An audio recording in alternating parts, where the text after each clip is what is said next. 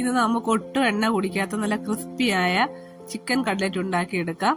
250 gram chicken ഉപ്പ്, മഞ്ഞൾപ്പൊടി, കുരുമുളക് പൊടി എന്നിവ ചേർത്ത് വേവിച്ച് ക്രഷ് ചെയ്തെടുത്തതാണ്.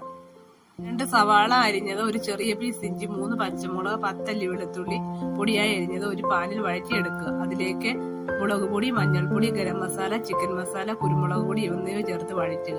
ഇതിലേക്ക് 3 ഉരുളക്കിഴങ്ങ് വേവിച്ചുടച്ചത് ചേർത്ത് കൊടുക്കുക.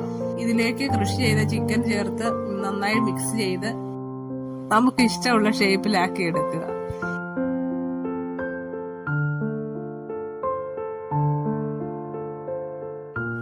ഒരു സ്പൂൺ കോൺഫ്ലവറിലേക്ക് 2 മുട്ട, അല്പം ഉപ്പ് എന്നിവ ബീറ്റ് ചെയ്യുക.